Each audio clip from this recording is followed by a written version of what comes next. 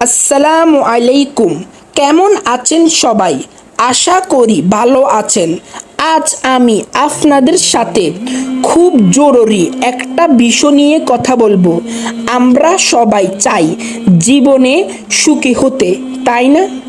কিন্তু মাঝে মাঝে এমন হয় না যে আপনার পাশে কোনো বন্ধু বা আত্মীয় অনেক উন্নতি করলো, ভালো গাড়ি কিনলো কিংবা অনেক বেশি সম্মান পেল, আর সেটা দেখে আপনার মনের ভেতর কেমন যেন একটা অস্বস্তি শুরু হয়। মনে হয়, ইস, ও কেন পেল, আমার কেন হলো না? আজকের এই ভিডিওটা যদি আপনি শেষ পর্যন্ত দেখেন, আমি কথা দিচ্ছি আপনার মনের অনেক জটিলতা দূর হয়ে যাবে। কারণ আজ আমরা কথা বলবো হিংসা নিয়ে। কেন এই জিনিসটা আমাদের ঈমান এবং শান্তি নষ্ট করে দিচ্ছে, আর কিভাবে আমরা এটা থেকে বাঁচতে পারি। মূল আলোচনা, হিংসা কেন হয়। দেখুন, হিংসা মানুষের মনের একটা রোগ।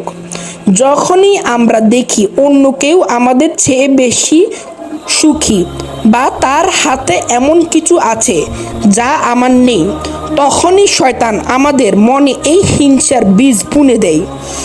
আমরা ভুলে যাই যে আল্লাহ যাকে ইচ্ছা তাকে রিজিক দেন।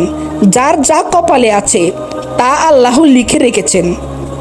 যখন আমরা কারো উন্নতি দেখে হিংসা করি, তখন আসলে আমরা আল্লাহর সিদ্ধান্তের বিরুদ্ধে কথা বলি। আমরা যেন বলতে চাইছি, আল্লাহ, তুমি ওকে কেন দিলে? ওকে দেওয়াটা ঠিক হয়নি। চিন্তা করুন, এটা কত বড় ভুল চিন্তা। ভাই এবং বোনেরা, নবী করিম সাল্লাল্লাহু আলাইহি সাল্লাম আমাদের খুব সাবধান করেছেন। তিনি বলেছেন, হিংসা মানুষের নেক আমলকে এমনভাবে ধ্বংস করে দেয় যেমন আগুন শুকনো খড়িকে বা কাঠকে পুড়িয়ে ছাই করে ফেলে। একটু ঠান্ডা মাথায় ভাবুন, আপনি হয়তো 5 ওয়াক্ত নামাজ পড়ছেন, রোজা রাখছেন, দান সৎকা করছেন, অনেক কষ্ট করে নেকি কামাচ্ছেন, কিন্তু আপনার মনের ভেতরে যদি সারাক্ষণ অন্যের জন্য হিংসা ফুঁসে রাখেন, তবে এই ছোট একটা অভ্যাসের কারণে আপনার সারা জীবনের আমলগুলো ঝরঝর হয়ে ভেঙে যাচ্ছে। এটা কি অনেক বড় লস না? আমরা কি চাই আমাদের সারা জীবনের ইবাদতগুলো বৃথা যাক? কখনোই না। তাহলে উপায় কি? এই হিংসা থেকে বাঁচার সহজ কিছু উপায় আছে। 1 নাম্বার কাজটি হলো মন পরিষ্কার করা। যখনই দেখবেন কারো ভালো কিছু হয়েছে, সাথে সাথে মনে মনে বলুন, মাশাআল্লাহ, এটা তার জন্য বরকতের দোয়া। আপনি যখনই অন্যের জন্য ভালো কিছু চাইবেন, তখন দেখবেন আপনার মনের জ্বালা কমে গেছে। 2 নাম্বার কাজটি হলো তাকদীরের উপর ভরসা করা। সব সময় মনে রাখবেন, আল্লাহ যা দিয়েছেন তাতে আমি খুশি। আল্লাহ যা আমাকে দেননি তাতে নিশ্চয়ই আমার জন্য ভালো কোনো কারণ আছে। 3 নাম্বার কাজটি হলো নিজের উন্নতির দিকে মনোযোগ। অন্যের দিকে তাকিয়ে সময় নষ্ট না করে নিজের ইবাদত ও নিজের কাজ নিয়ে ব্যস্ত থাকুন।